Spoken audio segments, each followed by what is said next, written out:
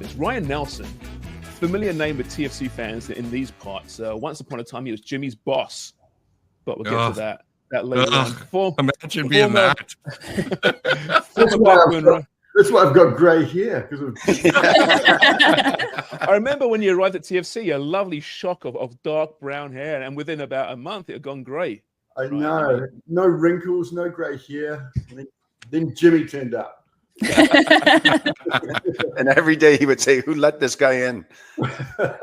We're going to get to that, the TFC days in a little bit. But former Blackburn Rovers, QPR, you spent some years with DC United, Ryan. One of New Zealand's greatest exports, Flight of the Conchords notwithstanding. Ryan Nelsen, welcome to Footy Prime. Currently, you are the performance specialist with the FIFA Talent Development Scheme, right? Can you explain exactly what that is? Yeah, well, the gist of it really is that during COVID, FIFA did a kind of a white paper on why some countries were kind of underperforming, and you know, we didn't want the World Cup to be the standard, you know, only X amount of few teams can potentially win it or get far.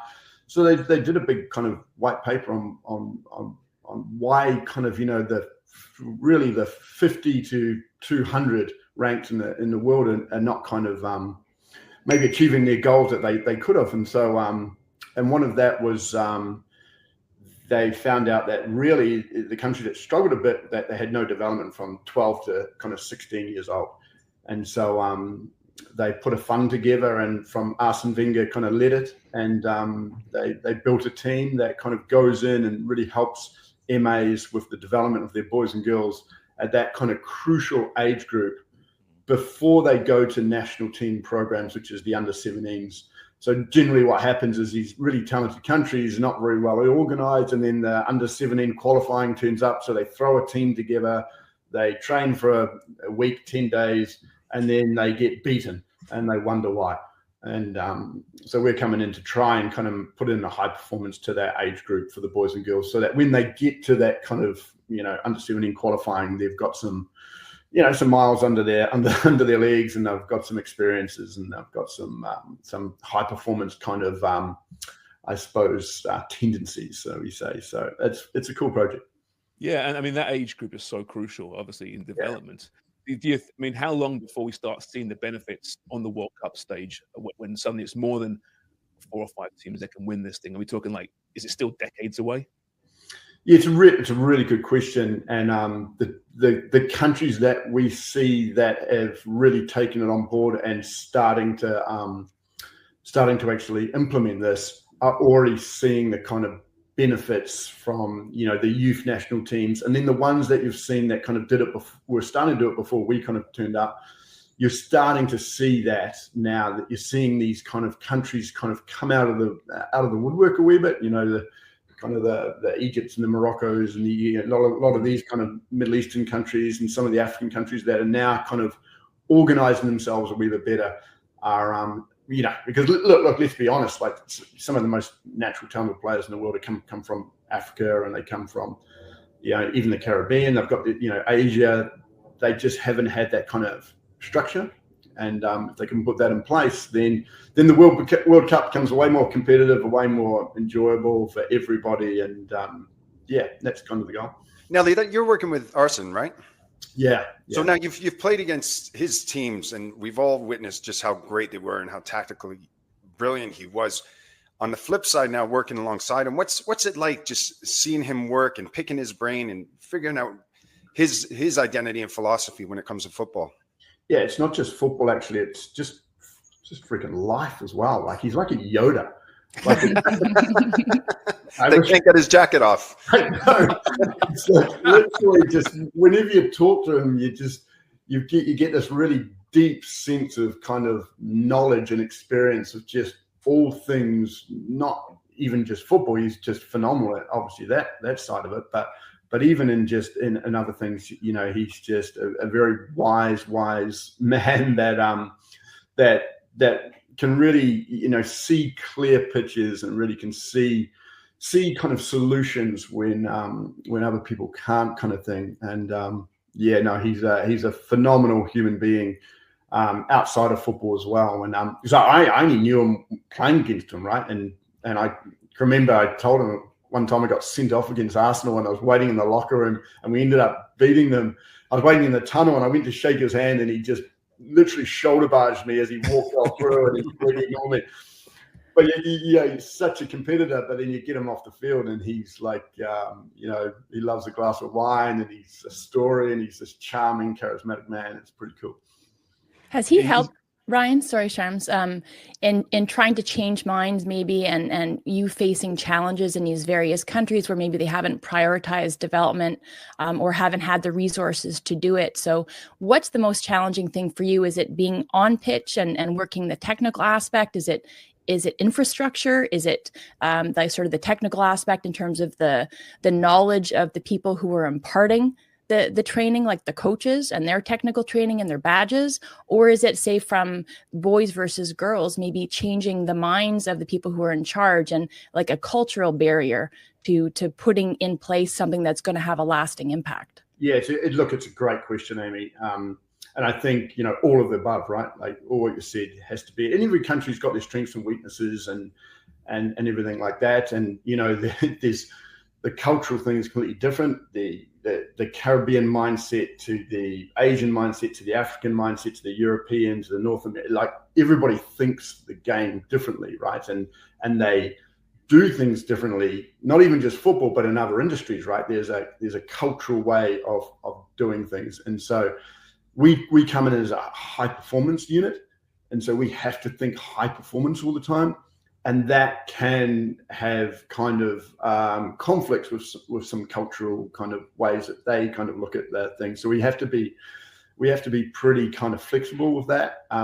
But to your question, which is you mentioned multiple areas, and where we are trying to hit all those kind of areas and just trying to get them into a kind of a high performance mindset, I suppose, would be I think Canada's done a phenomenal job, like using Canada as I know John Herdman had a few issues lately, but what he did, I think, 10 years ago is I think you guys are reaping the benefits of your national team's programs now, right? Like he changed the kind of culture and mindset from what I've seen from the outside, let alone what kind of happening off the field and all that kind of stuff. But if you talk about like Canada as an example, phenomenal on the field difference, and I would put that down from a cultural change that he kind of implemented. You guys would know better than me, but it looks like that. So we're trying to do kind of things like that. Canada are now a powerhouse, like they're a legitimate powerhouse in CONCACAF, as you should be. We're trying to implement those things around the world.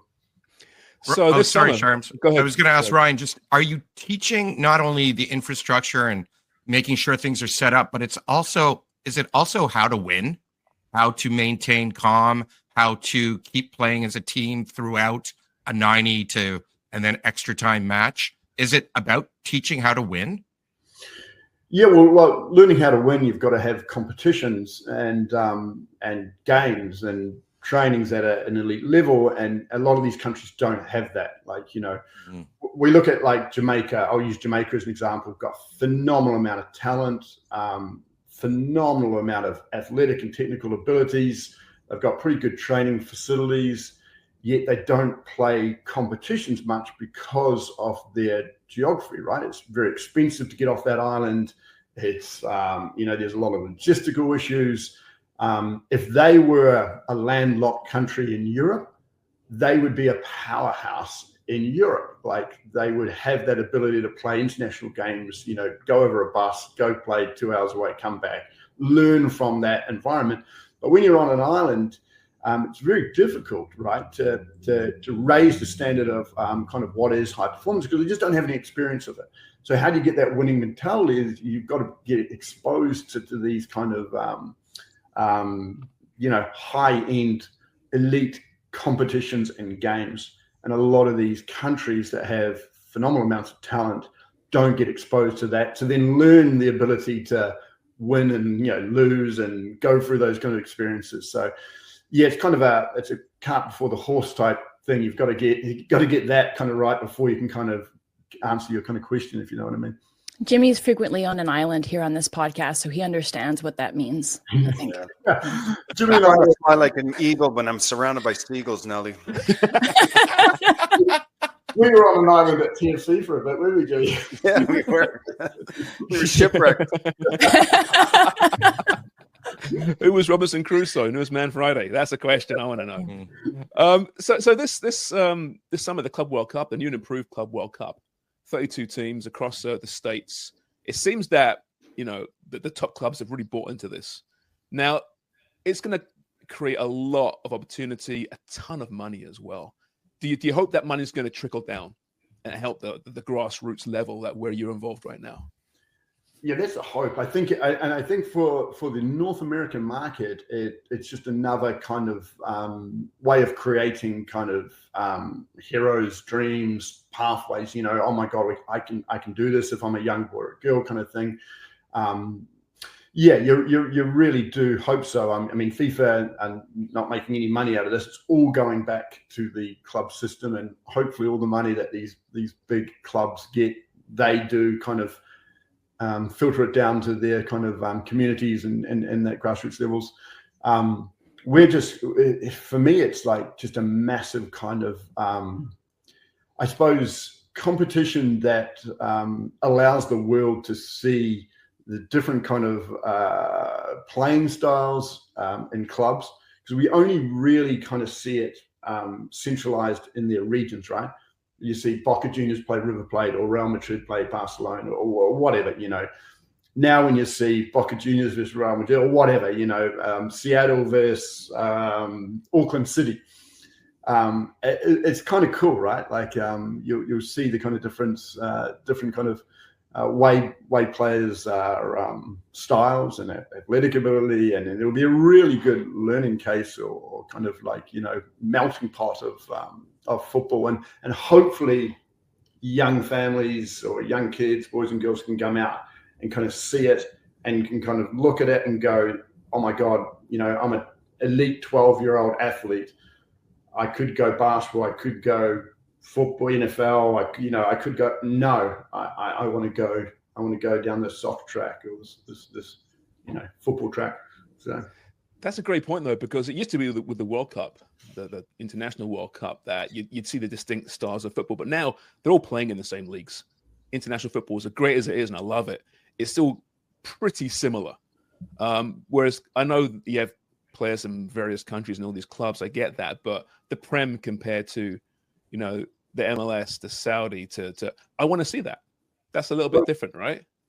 Totally. And everybody goes like, living in America, people go, oh, the MLS, it's nowhere near this level. It's nowhere near that level. I disagree. I think, I think MLS teams can compete with the best. And so it gives the fan the ability to kind of go, oh, wow, we're not that far in our little domestic league, or, the team from wherever, in Africa can compete with, and it gives the countries the ability to kind of believe, right, that Premier League is not that far. La Liga is not, these major clubs that have just been phenomenal for so many years. We're not that far away. We can, and a little bit of boost and a little bit of extra work and a little bit of, we could potentially get there. Ryan, do you think that distinct brand or flavor, regional flavor, or from a particular region of the world is part of the storytelling that's going to enable the Club World Cup and then next year's World Cup to resonate and to really have an impact? Whereas you look at Jesse Marsch and how he's instilled this philosophy of play that he thinks is speaking to Canada's strengths and the challenges that they have, or that we have, because of geography, because of the climate. And you have these great athletes, so why not play a high-pressing, aggressive style, right? That just suffocates the opponent. So is that part of the thread, maybe that ties in your work at the grassroots level, where in encouraging a high performance environment and an investment in it, that it's also saying, listen, this is what is good about the people, the region, the particular traits and attributes that all these players have. And I mean, it's not just to say that you're discounting people that might be diamonds in the rough and you double down on that strength, but if you have a particular quality of your region and the place where you're coming from, that your style of play should speak to that, and then that maybe is reflected on a bigger stage like the Club World Cup. Yeah, absolutely. I always think that the fingerprint of the team, or the culture of the team, or whatever it is, should be reflected on the field, right? Like, the Canadians should play the Canadian way, and to all other cultures and that. And I see it traveling the world now, and I don't think there's a correct way or the best way, or a lightning in a bottle way of playing or style. It has to fit kind of the players on the field, the culture, the mindset, the mentality, what they're So yeah, and it brings together, I think, a phenomenal melting pot of all different flavors of football and style, and we get to learn. And that's what I really like about FIFA is we're just this kind of vessel of learning, because we obviously just want to get the game better and better and make it grow. And so competitions like this, for us, are like, we have a whole massive technical study group that just studies every single game, every single movement, every single player. And then we take the best of what happened, and we ask questions, and then at the end of it, we kind of go, this is what we feel what happened, in all the best and the worst ways. So it's a phenomenal learning thing for us. So it's and for fans, it's exciting, right? Like, to all your points you've just made, it's exciting to see all those differences. Putting your coaching hat aside for a moment here and putting the fan hat back on. Obviously, Messi mania is going to gripping us right now in North America. He's gonna be a big part of this. Is there a team or a player specifically you can be watching and looking forward to seeing? Yeah, like I'm a wee bit. I hope Messi plays when he's in a wheelchair and they just roll him out and he just keeps going. But I don't like people using comparisons to guys like Messi, because he's immortal. He's not from this world. Like, he's Picasso. He's Beethoven. They just don't turn up. So like when people say I should play like Messi, no, you shouldn't. There's nobody on this planet that can play like him. So I love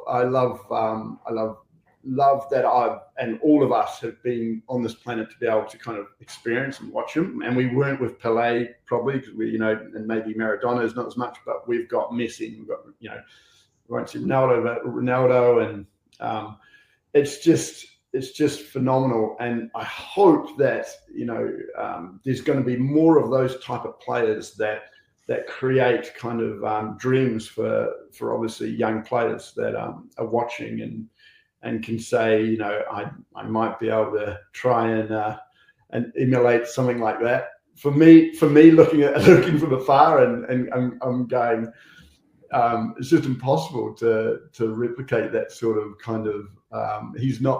For me, he's just so out of this world. It's just a joy to be even kind of watching him in a way. But well, and what's great though about this tournament is that the North American audience will see the world's best teams playing competitive football